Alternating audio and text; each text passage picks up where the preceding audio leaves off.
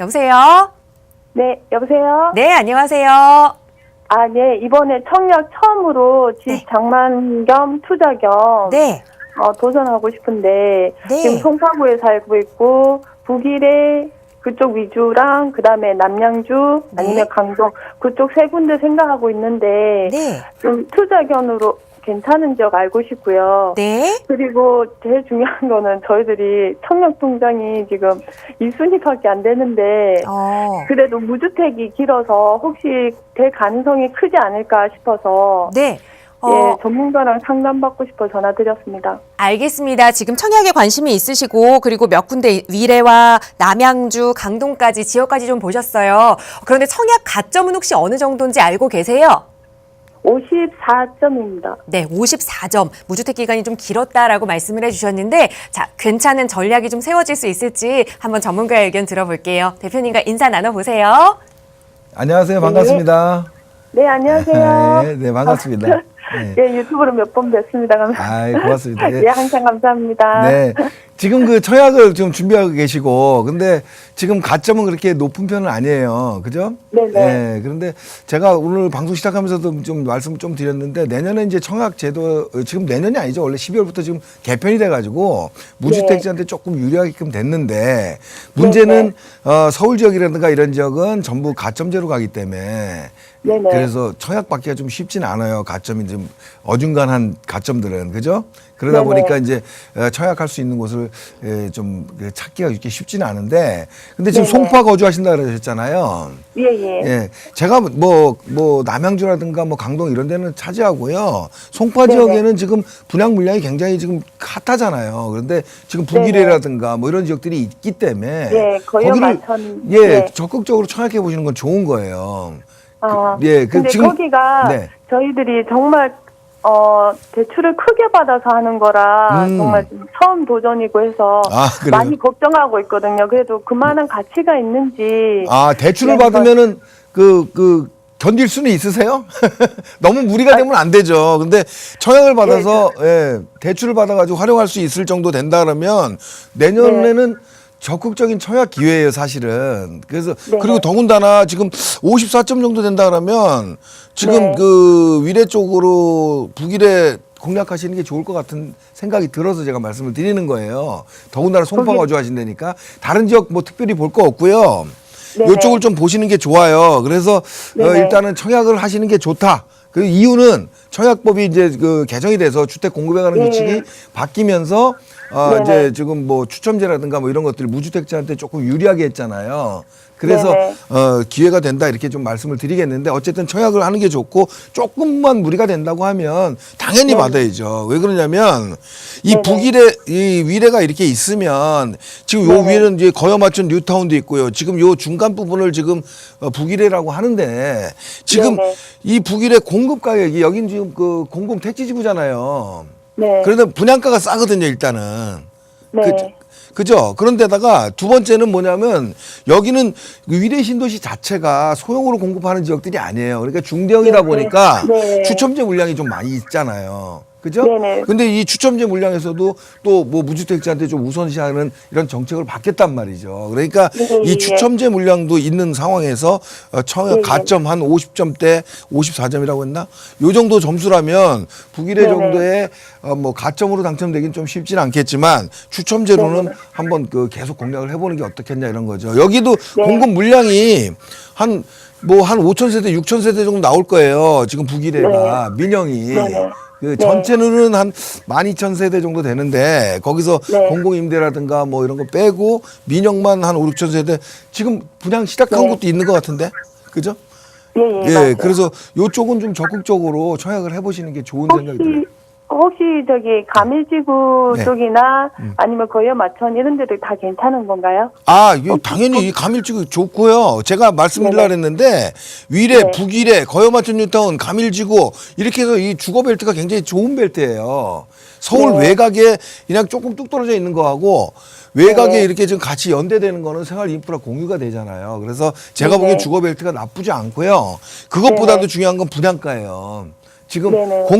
공공택지지구는 지금 분양가 자체가 굉장히 시세보다 뭐 70% 선에서 하기 때문에 60%, 70%니까 분양가가 뭐 한 2천만 원대 정도밖에 안 할 거로 보이거든요. 제가 보기에는. 그러면 뭐냐면 지금 그 위례 신도시 지금 평균 가격이 평당 한 3천만 원이에요.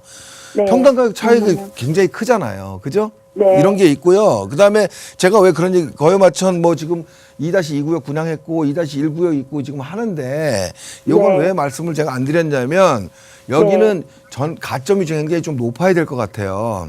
북일의 쪽에는요? 아니 북일에 말고 이게 지금 저기 거여마천. 예, 예, 거기 예. 2-1구역이 이제 공급할 예정이잖아요. 거기는, 2-2는 예, 했고 거기는 좀 분양만 힘들고. 받으면 좋은데 분양가하고 지금 현재 주변 시세하고 차익이 있다 보니까 가점이 좀 네네. 높아야 된다는 얘기예요, 제 얘기는. 그래서 지금 우리 시청자님한테 정확한 거는 지금 이 인근에 송파에 거주하시는데 더군다나 지금 송파에 안 살아도 이쪽을 지금 청약하고 싶어 하는데 많은 분들이 여기 좀 눈여겨 보세요. 북일에 청약하면 괜찮습니다. 이거 요번 그 청약 기회 잘 활용하셔가지고 이쪽 보시고 딴 쪽으로는 가점 때문에 힘들어요. 좀 인기 지역들은.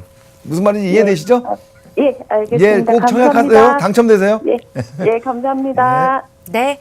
꼭 청약에 도전해야 한다라는 말씀 주셨으니까요. 적극적으로 지원해 보시기 바랍니다. 저희 무료 상담 전화 통해서 시청자 여러분들의 부동산 관련 고민 도움 드리고 있고요. 바로 다음 시청자분 전화 연결해 볼게요. 여보세요? 네, 안녕하세요. 네, 안녕하세요. 반갑습니다. 자, 시청자님 어느 지역 부동산 좀 이야기 나눠볼까요? 네, 수원시 권선구 금곡동 네. 금곡 시미주 아파트라고 있는데요. 네. 평수는 25평 정도 되고요. 네. 제가 1년 전에 구매했는데 뭐 계속 보고 있었는데 뭐 가격은 뭐 하락하고 올라가고 그런 변동이 많이 없었어요. 그런데 네. 올해인가 보니까 올해 한 연중에 보니까 한 8%인가 9%인가 정도 하락했더라고요. 그래서 다음 향후 전망이 어떻게 되는지 네. 좀 궁금해서요. 알겠습니다. 지금 이 권선구 금곡 신미주 아파트에 거주도 하고 계시는 상황이세요?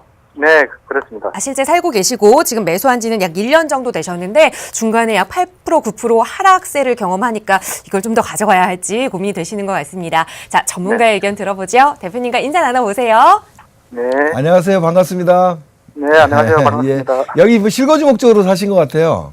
네네, 맞습니다. 실거주 목적으로 사셨고, 근데 지금 뭐 가격 변동이 없으시다고 얘기를 하는데, 여기 지금, 뭐, 여기 수원에 오래 사셨어요?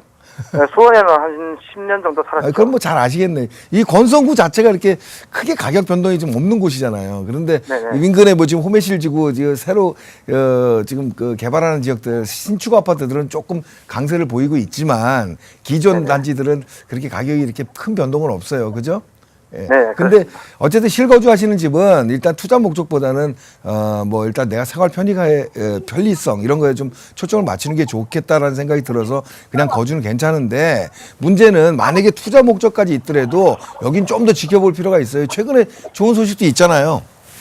네, 지하철 이제 개통한다는 그런 소식도 있고. 여기 지역이 뭐냐면 제가 왜 이 신미주 아파트만 얘기한 게 아니고 크게 얘기를 했냐면 부동산은요 그 지역의 인근만 보는 게 아니에요. 그래서 이 전체적인 걸 크게 봐야 되는데 뭐 지금 아시다시피 지금 이 빨간 선이 이렇게 지금 그 신문당선이 이렇게 지금 여기 광교까지 와 있는데 얘가 이 화서로해서 호메실로 들어와야 되거든요. 계획적으로는 그죠? 근데 네. 이게 지금 뭐 지금 그 뭐 10년 전부터 얘기가 나오는데 아직까지 안 되고 있는데 이번에 그 이번 달에 국토부 장관 발표에 보면은 지금 이제 수도권 광역 교통망에 대한 개선책을 지금 적극적으로 검토를 하고 있잖아요. 그래서 지금 호메실에 대한 얘기가 크게 나오고 있거든요. 그래서 요 부분에 대한 어떤 뭐 타당성 그 계속 예타해서 밀리고 했는데 이런 부분에 대한 어떤 적용 방향을 좀 바꾼다 한다 그러나 이런 것들이 좀 개선이 되면서 조금 호메실 쪽이 호재가 될 것 같아요. 무슨 얘기냐면 결과적으로 이쪽 권선구 쪽 이런 지역은 이쪽 지역들은 신분당선의 영향이 굉장히 절대적이다. 결국은 뭐냐면 이 신분당선이 연결되면 호메실 지역의 새 아파트 굉장히 좋지만 인근에 있는 구축 아파트들도 굉장히 좋아질 것이다. 무슨 얘기냐? 수원의 외곽 지역의 권선구의 변화는 얘한테 달려 있다고 해도 전 과언이 아니라고 봅니다. 근데 이런 얘기가 지금 나오고 있잖아요. 그렇다고 해서 결정이 되고 이제 뭐 이런 어떤 그 화제가 된다고 하면 가격이 막 급등하진 않아요. 근데 다만 지금 뭐 지금 한 1억 5천 뭐 1억 한 7천 정도 가고 있는 이런 시세보다는 끌어올릴 수 있는 동력은 충분히 된다는 거죠. 그러니까 조금 오를 수 있는 거는 그렇죠. 그리고 여기도 아까 말씀드렸듯이 최저선이에요. 근데 뭐냐면 수원 개발에서 지금 수원 그 구도심도 있지만 이쪽에 뭐 영통이라든가 개발됐고 광교 이런 어떤 경부고속도로 축으로 옆에 있는 이런 지역들이 많이 바뀐 거죠. 그래서 상대적으로 이런 이 건성구하고 이 장항구 이런 지역들이 가격이 조금 낮은 거예요. 근데 거기에 핵심은 신분당선이다. 결국 이런 얘기가 나올 때 있잖아요. 이건 물론 개통되고 뭐 얘기가 발표돼도 개통될 때까지 시간이 걸리겠죠. 근데 그 호재를 타고 만약에 갈아탄다면 그때 나오는 거예요. 무슨 말인지 이해되시죠? 네, 조금 더 지나면 제가 보기에 아파트가 네. 좀 오래돼서 좀 걱정이 되는데. 요쪽 지역이 다 그래요. 그래요? 네. 그런데 아파트가 오래되고 주변에 호메실지구가 들어서서 신축이 많이 들어섰잖아요. 네네. 제가 아까 그 좀 전에 상담했을 때 지금 위례가 있고 그 옆에 무슨 뭐 거여맞춘 뉴타운이 있고 서울의 외곽이거든요, 거기도. 그런데 네네. 그런 벨트들은 이쪽 지역은 오히려 그렇게 대규모 단지가 들어오는 게 좋아요. 무슨 얘기인지 아시죠? 네네. 예, 그래서 이렇게 서로 인프라를 공유할 수 있는 측면이 굉장히 크기 때문에 이런 게 좋은 겁니다. 그래서 새 아파트만큼은 가격이 오르진 않겠지만 지금은 매도니 뭐 이런 걸 생각할 필요는 없는 단계라 이렇게 보는 거죠. 가격도 최저선이고 어떤 호재에 대한 기대감도 조금 있어요. 그러니까 그 분위기를 타고 어떤 신분당선 얘기가 많이 나올 때 조금 더 예를 들어서 가격이 한 뭐 10% 20% 정도 상승할 수 있는 여건이 될 때 그때는 이제 갈아타기 아파트가 오래됐으니까 그걸 고민해 보면 되는 거예요. 네, 알겠습니다. 이해되시죠? 감사합니다. 예, 예. 네. 이렇게 정리하겠습니다.